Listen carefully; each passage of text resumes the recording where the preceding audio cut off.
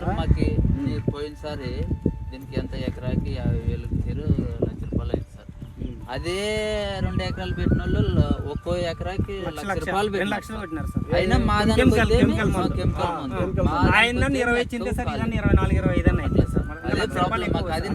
పెట్టుబడి ఆయన కూడా అన్ననే సార్ చూద్దామని చెప్పినాడు. మేము ఇది కొడతాం కదా, మీరు అది కొడతాం కదా. ఆయన అయిపోయాక ఆయన కొట్టినాడు, మేము అయిపోయాక మేము కొట్టినాం.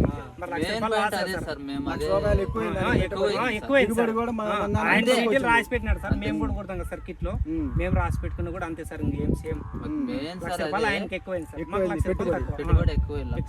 ఇలా మన రైతు మాటల్లో కూడా వినటం జరిగింది, కెమికల్స్ వాడింది వీళ్ళు మన నిఖితా ఏముందండి సార్ బాగా అంటే సార్ 4-5 రోజులు ఇది ఉంటే దాదాపు 10-12 రోజుల దగ్గర ఏం అది 4 రోజులు 3 రోజులు కొట్టాలి.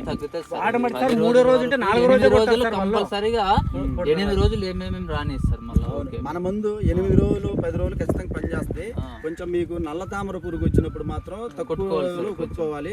మిగిలిన టైంలో మీరు 8-10 రోజులు కొట్టుకున్నా మనకి నడుస్తాయి. కానీ కెమికల్స్ అలా ఉండదు, 3-4 రోజులు కొట్టాల్సిందే. తెలుసు. ఇప్పుడు మనం రైతు మాటల్లో కూడా వినటం జరిగింది, పక్కన వేరే ఈ పక్కన గట్టిన పొలం వాళ్ళు కెమికల్స్ వాడారు, వాళ్ళు వీళ్ళు మొత్తం లిస్ట్ రాసి పెట్టుకున్నారు, ఎంత పెట్టుబడి ఏంటి, ఎంత దిగుబడి వచ్చింది అనేది కూడా మొత్తం కంపేర్ చేయడం జరిగింది. అయితే మన నిఖితా ఆయిల్స్కి వాళ్ళకి 2 ఎకరాలకి 1,00,000 రూపాయలు పెట్టుబడిలో తేడా వచ్చింది. కెమికల్స్ వాడిన తోటకి 1,00,000 రూపాయలు ఎక్కువ వచ్చింది, మన నిఖితా ఆయిల్స్ కి తక్కువ వచ్చింది 1,00,000 రూపాయలు 2 ఎకరాల మీద. తర్వాత దిగుబడులు చూసుకుంటే వీళ్ళది 25 నుంచి 30 క్వింటాల మధ్యలో వచ్చింది, వాళ్ళది 20 క్వింటాల్ 20 క్వింటాలు కూడా. అదేంటంటే కెమికల్స్ వాడిని నేను నీరుడు చాలా పొలాలు చూసా, లాటరీ లాగే కొంతమందికి అయింది, కొంతమందికి అవ్వలేదు. కానీ నిఖితా ఆయిల్స్ వాడిన ఏ రైతు కూడా నష్టపోలేదు. ఈ రోజు మనం చూస్తే ఏంది, కొంచెం సరిగ్గా చేసుకోలేని వాళ్ళు, వ్యవసాయం చేసుకోలేని వాళ్ళు కూడా 14-15 క్వింటాలు అయింది. ఏది మన గైడెన్స్ ఫాలో అవ్వకుండా గట్టిన పడ్డారు వాళ్ళు 14-15 క్వింటాలతోటి. అంటే పెట్టుబడి వెళ్ళిపోద్ది మీకు 14-15.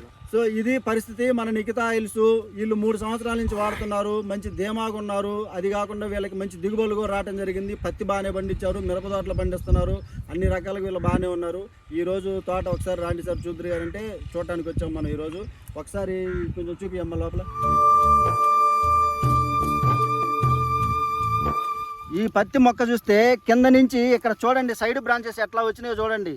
సైడ్ బ్రాంచెస్ రావటమే కాదు, ప్రతి గెనుపు దగ్గర కూడా మనకి పోత వచ్చింది, పిందెలు అవుతున్నాయి. చూడండి గోడ పోతలు బ్రహ్మాండంగా ఉన్నాయి. ఇందులో ఎక్కడా కూడా గోడ రాలటం కానీ అట్లాంటివి ఏం లేదు. పురుగు కానీ, దోమ కానీ, పేను బంక కానీ అట్లాంటివి ఏం లేదు. వీళ్ళు ఇప్పుడు దీనికి మందు కొట్ట 15 రోజులు అవుతుంది, మళ్ళీ ఇవాళ కొడుతున్నారు మందు, ఈరోజు స్ప్రే చేస్తున్నారు మందు. ఎక్కడా కూడా ప్రాబ్లం లేదు దీనికి. లేదు సార్, ఏం నల్లి కానీ ఏమేం లేదు సార్, క్లియర్ ఉంది సార్. పత్తికి 10 నుంచి 12 రోజుల మధ్యలో ఒకసారి కొట్టుకుంటే బ్రహ్మాండంగా ఉంటుంది.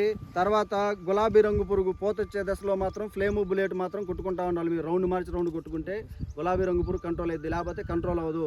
ప్రతి ఒక్కరు ఇది గుర్తుపెట్టుకోవాలి మీరు.